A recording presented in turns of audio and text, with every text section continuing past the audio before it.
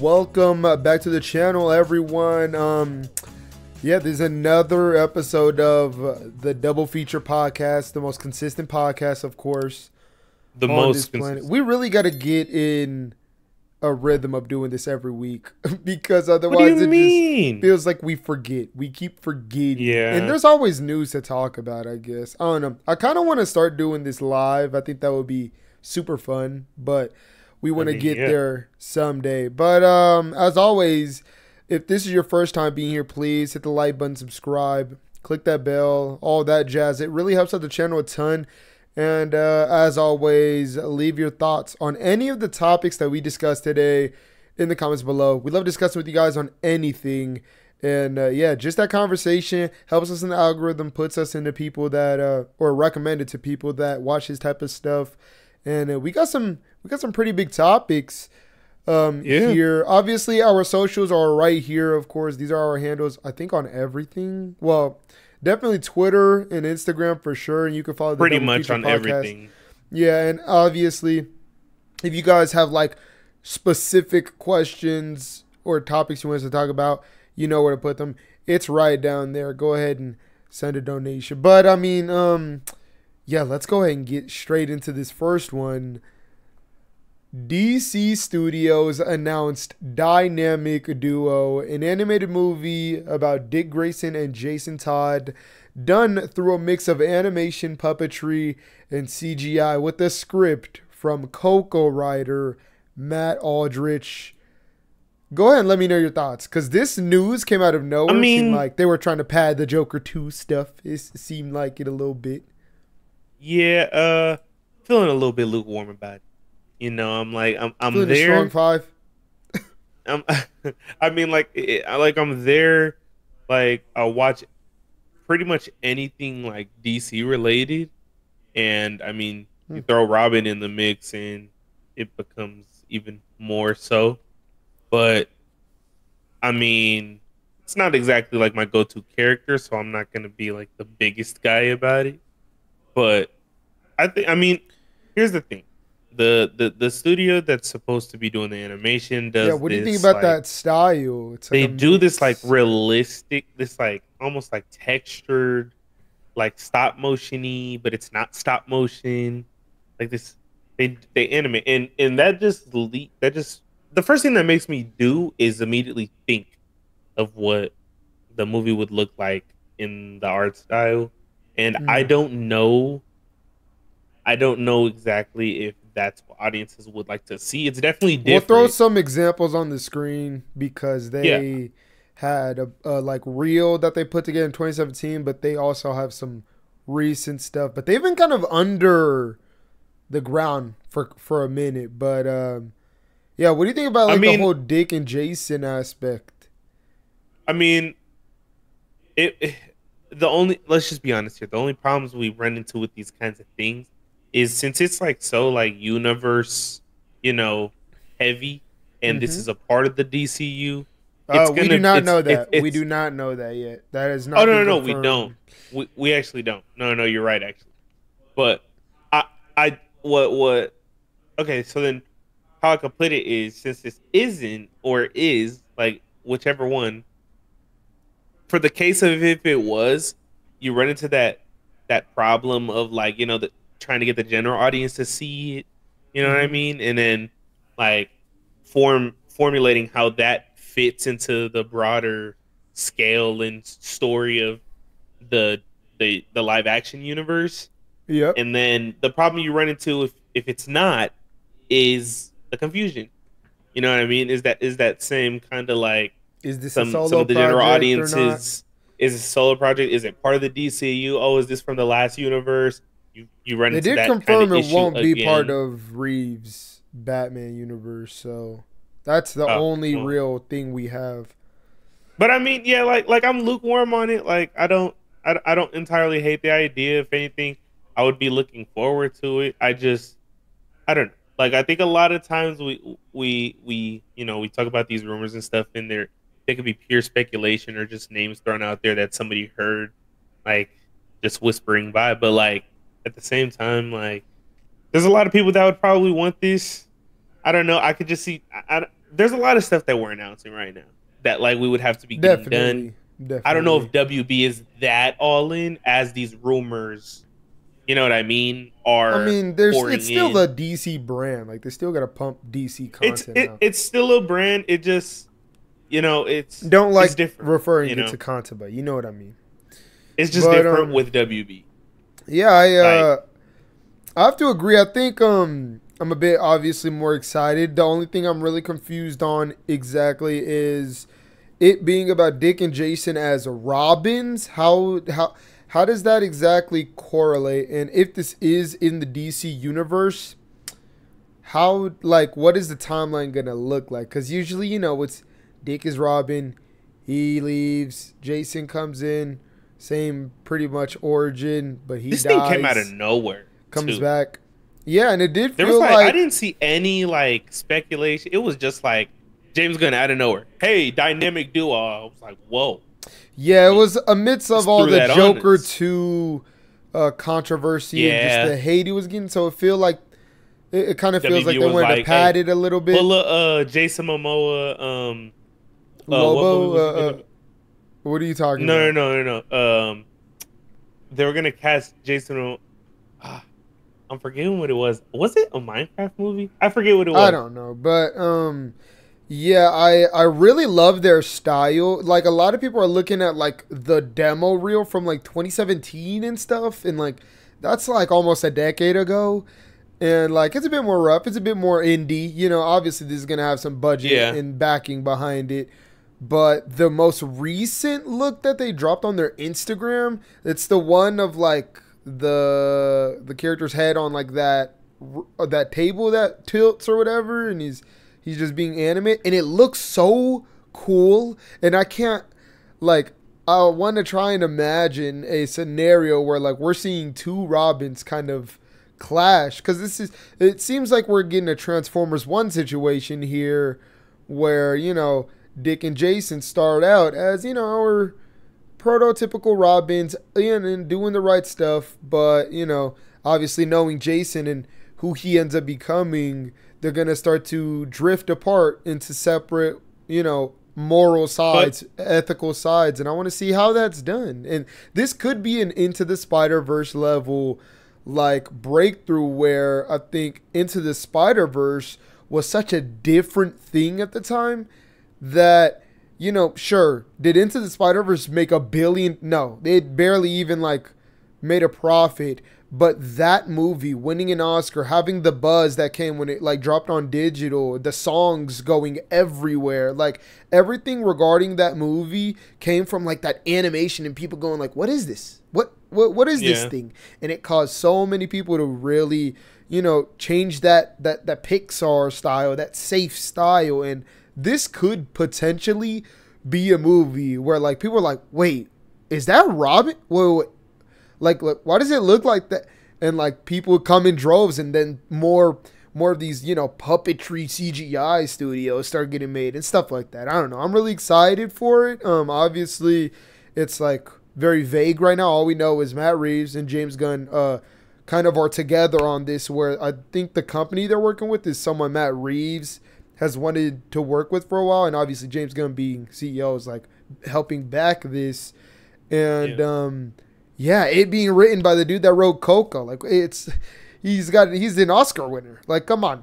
Like, I mean, it all looks good. It all looks or sounds good. Sounds fine and dandy. But, you know, we're going to see how this obviously evolves over time.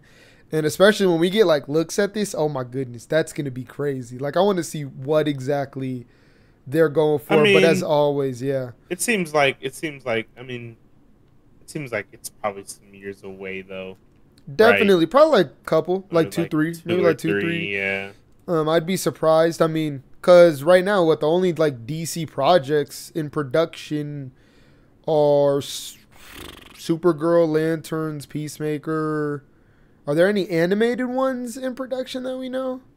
I mean, we're not counting Creature Commandos, since that's pretty much finished. But I think that's like the gist of it, for the most part, in terms of like what's being actively worked on. Now next year, obviously, I'd imagine if Superman does gangbusters, things will start rolling. Things will start being, pushed quickly to the forefront, fast tracked. But yeah, all we can do is speculate. But you guys tell us in the comments below what you guys think about all of this whole dynamic duo stuff. The story, the people on it, and even obviously those examples I showed. What do you guys think about this, the style, anything? We love discussing with you guys. Obviously, hit the subscribe button, and yeah, as always, let us know your thoughts in the comment section below. But this next topic we got is very, very big. Just came to us yesterday. James Gunn has given us our first look at Krypto the Superdog in his upcoming Superman movie. We just got this news yesterday. I mean, how are you feeling about this? Because this was crazy. This was like out of nowhere. And I think he posted, let me tell you something, man. When I think this news came out like really, really early. And I was awake at the time and you were asleep. And when I woke up right like an hour after it was posted. So it must have been posted around like 8 or 7. When I first saw it, bro, I woke up. I grabbed my red trunks. I put my red trunks on. I ran outside. I had my blanket cape on. I ran outside and did the Superman pose as soon as this dropped. Can you do it for us right now? Can you do it? Can you give us a... I can't. Oh, you can't give us an example? Oh. But I'm lying. I read through the sarcasm. I don't really like care for Krypto like that. Like, I think it's a cool concept. Like, and I think like that's cool. Like, it's a cool part of Superman's character that has yet to be explored. That I think actually could be dope. But I mean, it's just like an announcement with the kind of concept of like what a scene would look like with Superman next to Krypto, and there's nothing past that. Like it's just that, and Superman basically, saying that it was he took inspiration from his own dog, and it's in Krypto's design. There's like I can't really like there's not much there, but I mean I think the fact that he's in the movie. I think that already is kind of, separating the movie from, some of the other iterations of Superman, for better or for worse, we'll see. But already you have something, that's, kind of fresh and new for the audience. Even though Krypto is relatively known, because like in the like animation and cartoon sphere, he was everywhere. He was everywhere. So it's like, yeah. So it's like. He's a known, but seeing him in live action form, what that's gonna be like, it'll definitely be something new for audiences. But yeah, we'll see. I mean, his design is like whatever. Personally, I like the Labrador like looking design, but like, I mean, this design, I'm not like he looks like a little rat like some people are. I'm not. I'm not. I don't really care about like it's a dog. But yeah, I mean. Krypto is in the DCU. I mean, that's really crazy. That's really what we're talking about. I mean, it was obviously kind of a celebratory post for Adopted Shelter Dog Month as well. Yeah, which is like really sweet. Like, I think there was already speculation that Krypto was going to be. Yeah, because of those. Remember those set photos where like Mr. Terrific was like playing with something that wasn't there, and the pet store was all crushed. Speculation, and then. With Supergirl being Woman of Tomorrow, yeah, Krypto's a big part of that story. So it's like people kind of already assumed he was going to be in the universe, but knowing I wonder if this will if they'll set him up in this movie, like to go with Kara or something. Man, this movie, man. The more I hear about it, it's like, ooh, we got some who's voicing Krypto? He did just confirm. Voicing Krypto? He did confirm today that Krypto is not going to talk unless you count barking. What? Of course. And yeah, as for me, loved the post. Woke up and I was like, oh my goodness! Not only did we talk like the Geico did we confirm Krypto, but the comic panel kind of shot inspired. Yeah. By All Star. and There's just a lot like of people thinking this is what it's gonna look like in the movie. I yeah, don't think that's I the mean, case. there could be a scene like this in the movie, but I Yeah, don't think yeah, I this can shot imagine the is concept is from from the movie. the movie. Like, Yeah, me either. I It just don't seems like some promotional stuff for the definitely. sake It's of, very like you know, the overly highlighted post. and like It's you like can a tell. moving image. It's like still, but like the moving background. It's like Yeah, it's yeah. literally made for promotion. But it does make me wonder if there's a scene like that in the movie, what Is he it gonna would look earn the like. cape? Does he have to earn the cape? If he has to earn the cape, Does he have to earn that the would be cape? crazy. Ooh, what if he gets the cape from like? Hold on, there can be some lore here. The collar? What if it comes out of like the no, collar? not the collar. Like, what if like because in Supergirl, Woman of Tomorrow, basically it's like a revenge. It's basically Furiosa. Okay, like what if like the villains, I don't know, was wearing garb and like that's what Krypto uses as the collar or something. I don't know. I don't even know if Krypto will have a cape. To be honest, he might not even have. What a if cape. Krypto just wants to be like Superman? Yeah, What man. if he just wants? What if he just looks at Cal and he's like, "That's I'm not gonna lie, that's lit." Like I will say, like, go ahead, and he's like, "Man, that is like, true. just put one That's on me." true. Put one on That's me. very true.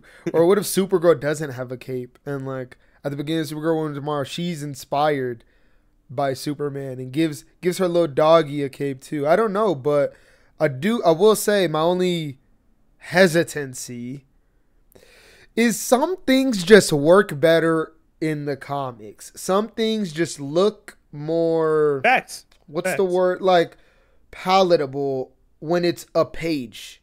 When you see Krypto just in a still image in the air, you're not seeing him move. So there's like automatically your sense of disbelief or is like completely disconnected when you're seeing a dog flying, let alone move. And so that's why I'm like, what will the animation of this really look like? I can't really pinpoint to like. And how much of it will be in the movie? Like, how much Krypto are we really gonna get? And will this affect Underdog's legacy? Because I think that's something we need to talk about. Just saying. I mean, that's legendary like, stuff right there.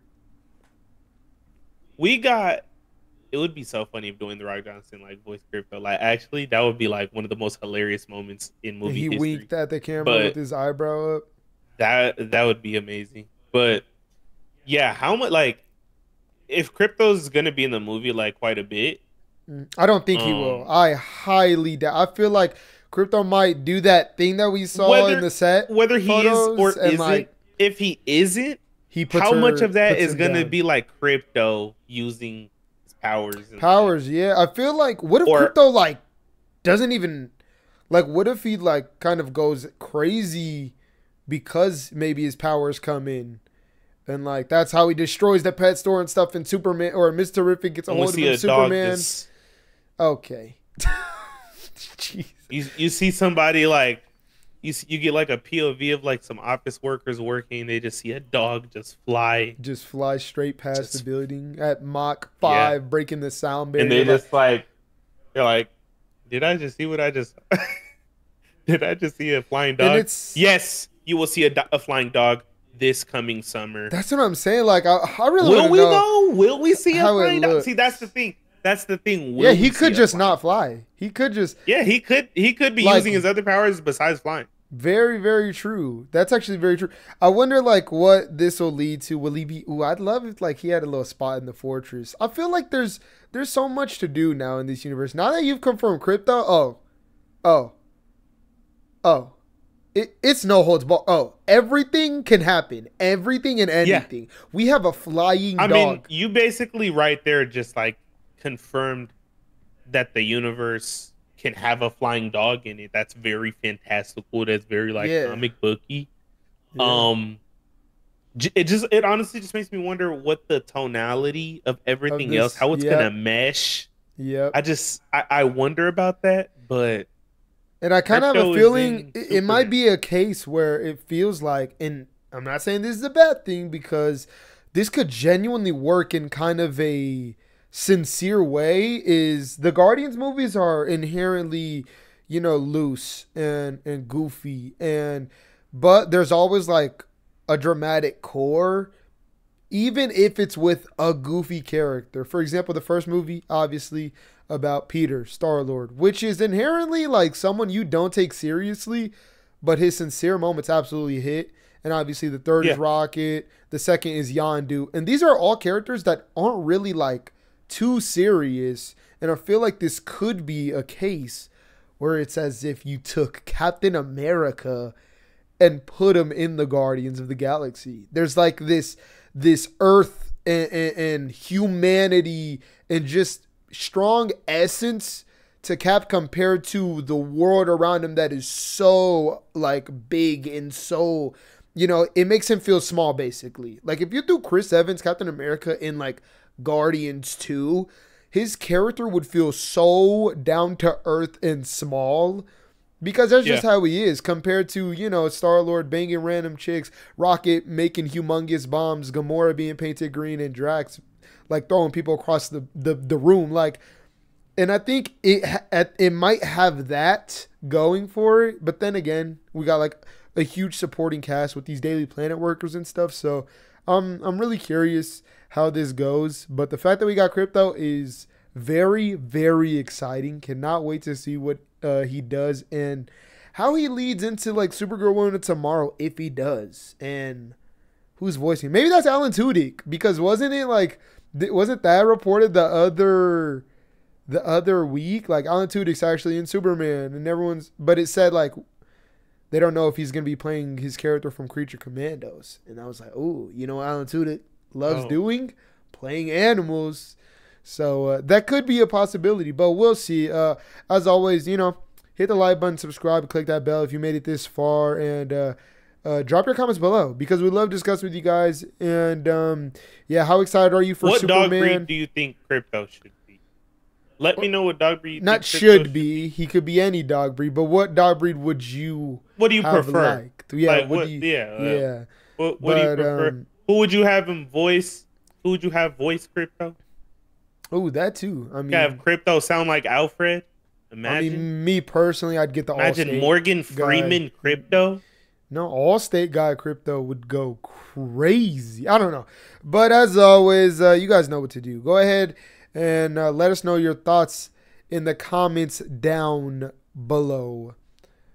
Moving on to this third topic, though, big one that we just got.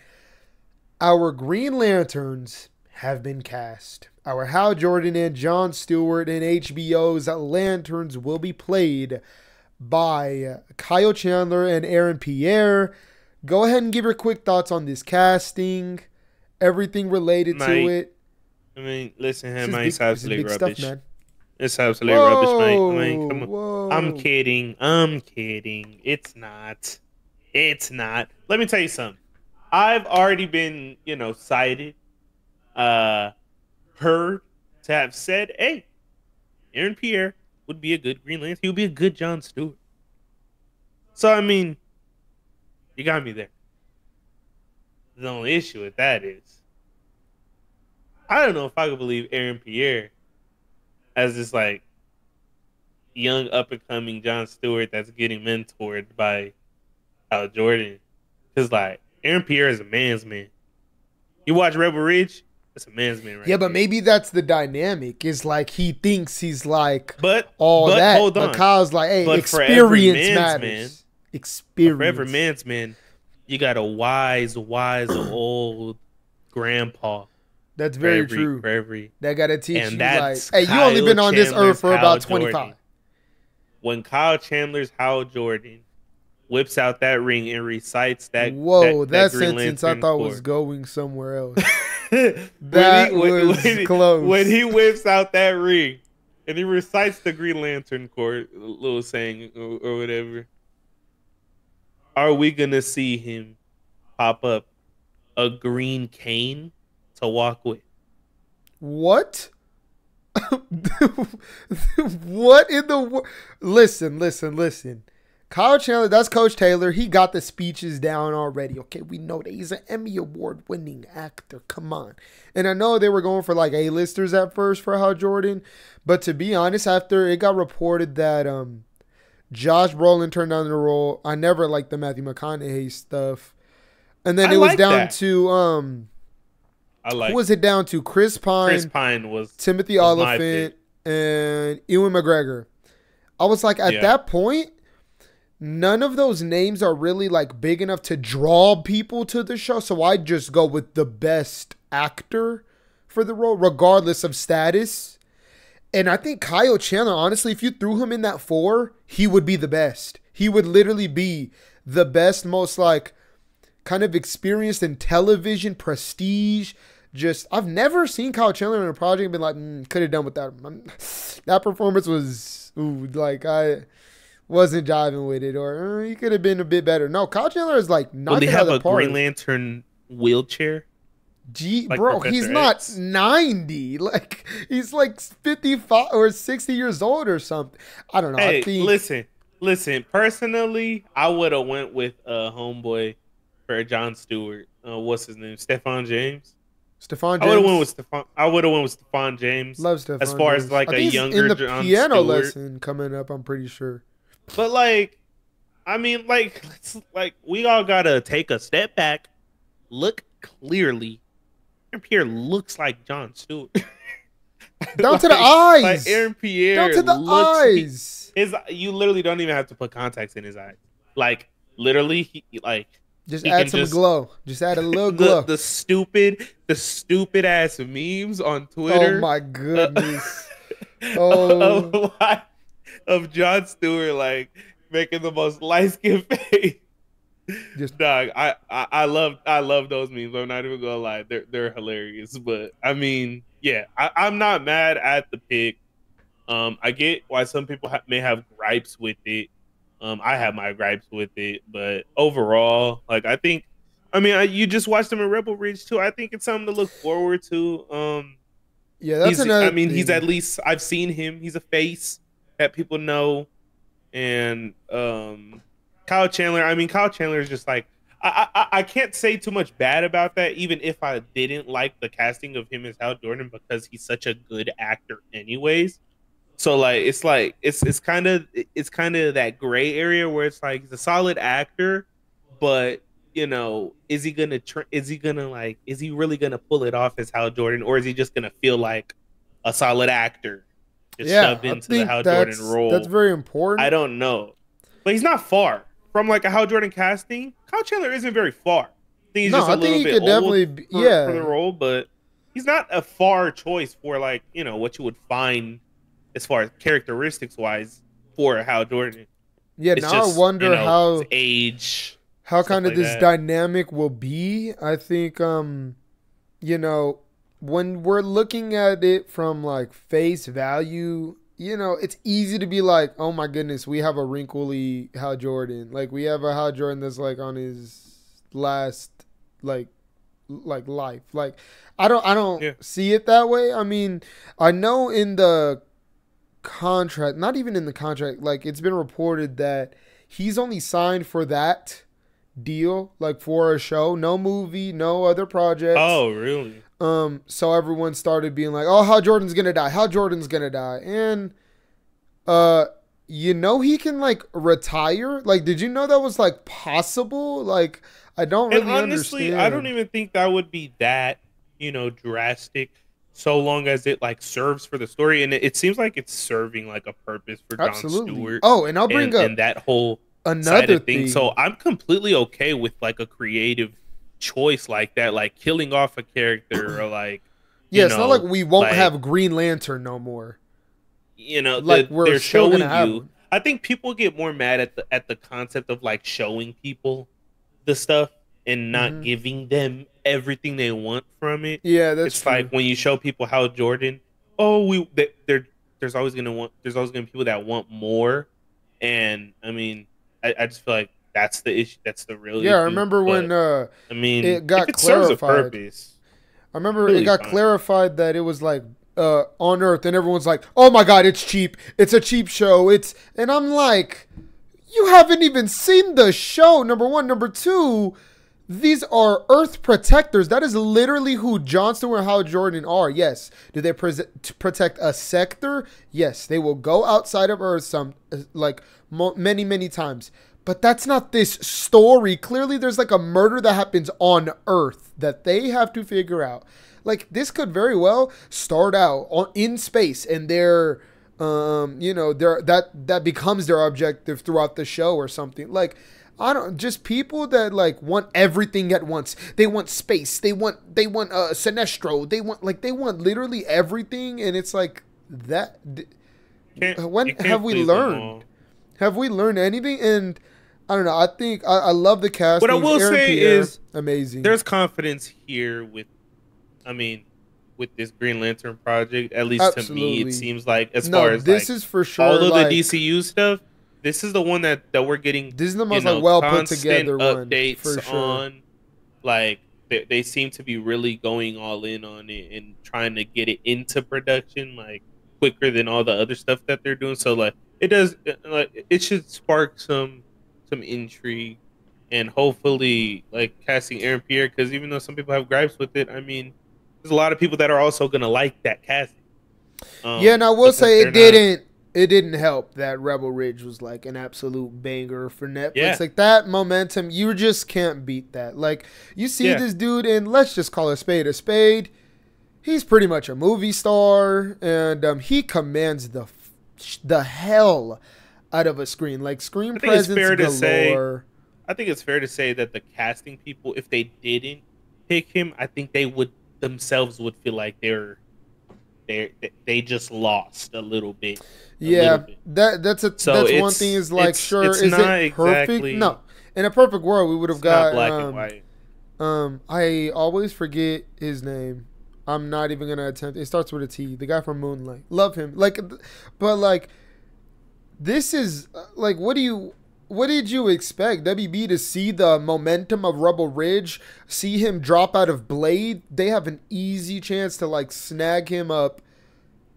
You expect them not to? Like, I mean, it's not the most perfect choice, but I mean, after watching Rebel Ridge, like, I'm totally down to see this dude become like the Green Lantern of the Justice League and our Jon Stewart, and I can't wait to see what they do. Ton of prestige. We got Ozark showrunners on there, Damon Lindelof, and like the Watchmen writers, just people that like make prestige television. And that's what's most exciting, is it really sounds like this had a pitch, this has a concept, and it's trying to deliver on that. Not some half-assed script that maybe had some revisions by AI or ChatGPT or something. Like, this feels like something that they want to make, and it got the HBO green light, which makes me even more excited. It just feels like it's getting. It just feels like it's like when projects are greenlit.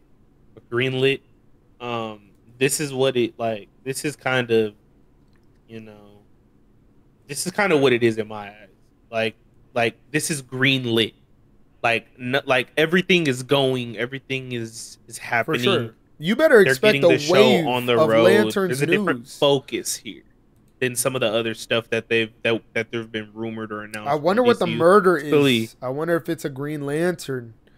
That's another thing I was gonna bring up. The fact was that there's a synopsis already is like, there's not really a synopsis. I mean, we just know, not a synopsis, but you got we know a some general tidbits, and I think you have a general understanding. Of they got the dude from that just won for directing at the Emmys over the Shogun directors for Slow Horses. I think he's doing like the first 2 episodes. It's like, that's crazy. Like, that's prestige right there. Like, that's amazing. And one thing I want to bring up is, I mean, let Nathan Fillion and Guy Gardner be in here.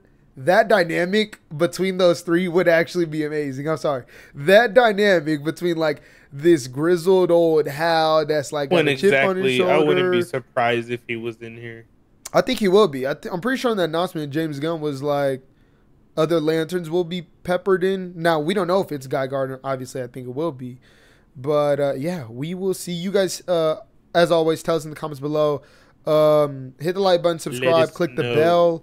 You guys know what to do. Yeah, give us your thoughts on all this stuff. What do you think about the casting, the people on the project? Is this, like, where does this rank in terms of your anticipation for DCU projects? Literally anything related to this. We love discussing with you guys. So go ahead and let us know your thoughts in the comments down below. But now we're on this last topic. We're halfway into The Penguin. The Penguin is halfway into its season. We have watched all 4 episodes. We're going to give you our semi-quick review, I guess. And I'm just going to say this show is phenomenal. It's brilliant. It's like, it is a lot better than I thought it was going to be. Not that I didn't think it was going to be great, but like I was like, maybe this will be a little palate cleanse until we get the Batman Part 2. No, this is like a certified banger. You know what so sucks? What sucks man? is if you look at the Penguin on IMDb, it says TV miniseries. So they think it's limited to 1 season. Let me tell you something. I can't do just 1 season. I'm sorry. Like Colin Farrell as the wasn't, Penguin is way too good. He said he didn't want to get back in that suit anymore, though. Which, when I heard that, I low-key collapsed in the middle of a 7-Eleven. I mean, that sounds all good, but you put enough zeros on that. Zeros on that check, I'm telling you. There's some actors you'll mess around and see Colin Farrell actually gain weight for the Penguin. But yeah, I mean, halfway through, it's great. Like it's great. I mean, the honesty is like I truly do not think like Colin Farrell can fail as the Penguin. Like, I don't think like he's so good that a lot of the time you just forget that it's even him. Like, you just forget that's that very it's true. His character's super transportive. Dude, there's a lot of times where it's just like, I'm not watching The Sopranos. Oh, I'm not watching The Godfather. Oh, like it's sometimes. No, there's sometimes where I'm like, oh, that's not even what the actor looks like. But Damn. the best part for me about it is that it completely feels in character for the Penguin. It doesn't feel like they're just making a Sopranos or just a mob show just with a character that they're calling the Penguin. Like, it all feels rooted into the character of the Penguin, and what they do with this character so far, like through this season, like with his motivations and like, his family, what family means in this show, honestly, as a whole, and like how they better illustrate Gotham and just how it works, like generally. I think a lot of times, like with Batman universes and stuff, there won't be a clear picture of like how that's formulated. But I will say the show's missing some faces that feel like at points you can feel like where is no one's even made a single reference to a vigilante once. I mean, there's just some points. That's probably some right stuff, though. To be honest, also I will say the Gotham doesn't feel akin to the Gotham that we saw in the Batman. It's close, but it doesn't. It doesn't give me nearly that same vibe, because I think immersive. A lot of the I think that's what a lot works for the Batman. Yeah, it's super atmospheric. When you're like, when you're like just into the immersiveness of everything being painted out. I think the show kind of misses that. But even with that, the writing in the show is like, it's really strong. The episodes are like paced pretty well for the most part, and I think like the show keeps you on your toes in a good way. It doesn't feel like it's just like leaving you out to dry, like constantly leaving you like hanging. It feels like it's purposeful, but with conclusions still happening. Overall, like halfway into the season, I think it's great. If we could get some even better episodes than like some of my favorite episodes so far halfway into this, I mean, this could be a show that like I really end up loving. And like, what would you rate it so far out of like? I mean, 5 mid-season. Out of a 5 it's mid-season, I would give it a 4. I would give it a 4. Solid. Yeah, I would give it a 4 out of 5. but there are points in this show where I'm like, dang, that's a 4.5 out of 5. Like there's points in the show that are really good. I think the characters in the show are really good. I think the overall aspect of it being in the Batman universe and the Falcons and just the names and Hmm. where everything is at the time. And I think there's some good stuff as far as that goes, the world building of the universe and stuff goes. And I mean, I wouldn't be surprised if like in the Batman 2 they make Penguin like a bigger part, because like I'm really liking what the show is giving me, and I think And if I really enough wanted him people to be a bigger watch. part in the Batman. I really did. He was like, No, 100%. he was I so think you're. entertaining. I think you're getting to a point where, like, if enough people watch this and it's rated pretty highly, like everybody is loving this show.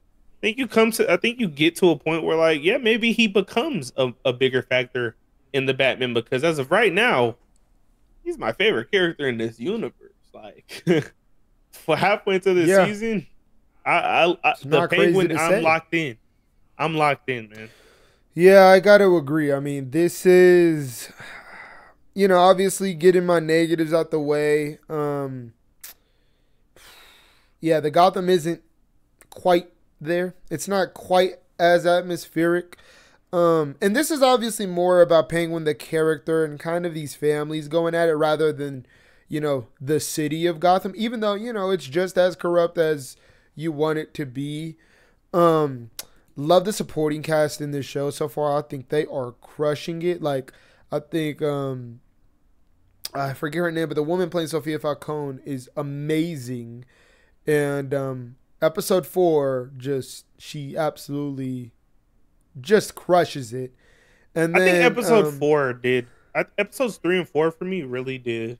They did a lot for this show. I mean, the first 2 episodes were already like really really good, but 3 and 4 just did some some some things as far as like world building and like fleshing out, yeah, yeah, I think they what really the made world Gotham, how it's or like. not Gotham, but the Arkham just feels so I They mean just corrupt paint is a the very word. clear Is what picture I'm of gonna how use.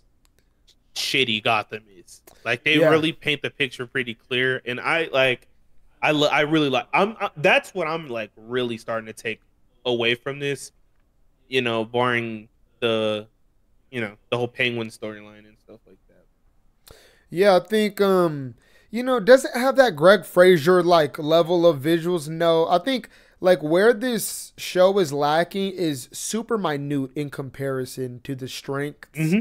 I think the writing is phenomenal. The pacing, I remember watching the second episode and being like, "Oh my goodness, it's done." Like that was an hour? Like, wow. And obviously it goes without saying, performances across the board, great. The music, pretty great, not gonna lie. Especially in It that is. last episode that we saw in the I fourth like it. episode, the music was great. I think it's just delivering what it advertised, the rise of Oz. But in the midst of it, you're really conflicted with obviously his relationship with Vic and Sophia, and it's really got you on your toes constantly. You're cheering for Oz. You're actually cheering for Vic. And you actually are starting to cheer for Oz and Sophia because they start doing things together. But then you're cheering for Sophia more than anyone else. And it's I just like this. it. I I like it. really do. It really makes you You're kind not really of. treating them as anti-heroes. You're just giving us different perspectives of these They feel villains, three rather. dimensional, like really, and I really appreciate that, and I think I'm really interested to see where this goes. I know who was it? It wasn't Matt Reeves. I think it was Colin Farrell that was like you won't like Vic by the end of the season. And I'm like, okay, where's this? Where are we going? Like, is Vic gonna do? Is he? I Is he like gonna that it's kill not clear. Sophia? I feel like he might kill I like that we Sophia. I can't. feel like, That or would what if he be. kills Oz? What if he kills the Penguin and that's See, this is what I mean. I like how it's not clear. whoa? Oh, I like see, that it's yeah, it like makes you want to we watch the next. Colin Farrell straight up told us we like Yeah, like you're not gonna like Vic, and we still don't even know. Like that's when the show is doing what it's got to be doing. But I mean, I like that the show still has like this epic feel So it Definitely, still feels it epic. really, yeah, it really feels high stakes. In the vein it of the feels Batman, where the like if Batman is Oz still grounded. loses, it feels like he's done. Yeah. Like it feels like he could potentially Careful die. with every single word. Yeah, and Like, feels like Vic has obviously came from some rough patches. The Riddler's even dumber than we thought. Jesus. Oh, the Riddler is so stupid. I already did not like him in the Batman. They just like, they iced the cake for me. The Riddler sucks. No, he did some. He definitely did not think it completely through. And then obviously Sophia, I mean, she's kind of the competent child of Carmine, and like you kind of want to see her kind of succeed. You know, there's a feeling there where it's like kind of want her to prove her own family that she was the one that should have had it from the jump. And I think it's just it like we said, keeps you on your toes. It's so tense, thrilling, but also it can be funny. The dialogue is really good. Like it is. These conversations are like amazing in here. They're like they're so like you get so like into the conversations, and what they're saying feels so important, and it just feels like every single word like means the world. Man, that fourth episode, the end when Oz is like me, like would have thought, like I'm like, dang man, I'm like, you low-key got me feeling stuff for you. Hold on, wait. Like what am I watching? And I really like that. appreciate I like that Oz in this show. He has a way with words in this show. Like, and I like that because volumes. It's like that dinner scene with Vic, and was it in episode 3? So it feels more legitimate when you see Oz and what he feels does, actually fleshed out. He feels like a real three-dimensional character. Things like that. Things like everything that he's saying, you know, things like making those dialogues, you know, as good as they are, it just legitimizes like the world, and like Oz doesn't feel like, oh, he just came up as the Penguin. Oh, he's just the Penguin. Like there's just so much more. Like honestly, give me season 2 already. Yeah, I think one thing I was kind of apprehensive about leading into this was a big thing I really appreciated from the Batman, or rather him in the Batman, was he was kind of goofy. He had a little goofball to him, just a little bit, nothing crazy, but it's just the like perfect amount. And it stayed, and I was so glad that them being influenced by The Sopranos didn't sacrifice that. He used to, I mean, the Waddle's a bit OD. I'm not even gonna, the Waddle got a bit strong in this show, but I don't mind it. The Waddle's funny. It still feels natural. He'll do a quick comeback that just makes you chuckle, and he still has that goofballness to him where like he's fully there, but there's some levity there, and not everything is this extremely dark and like super broody show. Like there's some lightness to Oz, and I like that it gives him more of a surface. It's not like super, you know, one note or anything like that. It really gives him stuff that you can build upon, and it adds sincerity to him that makes you not necessarily resonate, but you appreciate the character more. You kind of root for him a lot easier than if he was just this like maniacal, like only bad person. Yeah. 100%. And I'm so glad they kept that, because I was so worried that they wouldn't. Everything about this show like exceeded my expectations. Not that they were low, but like, man, like they're hitting it. I would give it a 4-2. I think it's, you know, that's a safe spot until we see the obviously the rest of the season. But that's what I would give it as well. It's pretty solid right now. Yeah, tell us obviously what you guys would give the show out of 5, out of 10, anything. What are your favorite moments, your favorite elements from this show? If you made it this far, please hit the like button, subscribe, click the bell, all that jazz. Helps out the channel a ton, and like always, we love discussing with you guys. So go ahead and let us know your thoughts in the comments down below. But that's going to do it for this episode of the Double Feature Podcast. That's some good stuff in here. That's plenty of just some juicy big bits. DC kind of podcast episode. And obviously, you know, you can let us know what you think about all these topics down below. We love discussing with you guys in relation to any of this stuff. How excited are you for Dynamic Duo, Lanterns, go see the Wild Robot, Penguin, you know? Superman? Has nothing to do with this podcast episode, but I'm going to say it. I already glazed the Wild Robot in a video, but yeah, you guys should definitely go check that out. But yeah, once again, I'm going to reiterate, let us know your thoughts. Hit up our socials. It's right here below us. And obviously, feel free to send in your questions over in the Streamlabs tip link. But yeah, if you made it this far, hit that like button, subscribe, click that bell. Helps out the channel a ton. You just heard us literally talk about nothing but DC content for the past hour. If you don't do that and it's completely free, I mean... Bro loves to hear me at like there's no hope. there's no hope for humanity. But yeah, that's gonna do it for this episode of the Double Feature Podcast. As always, though, it's been your boy Keezy, been your boy Kills, and hopefully we see you all in the next one.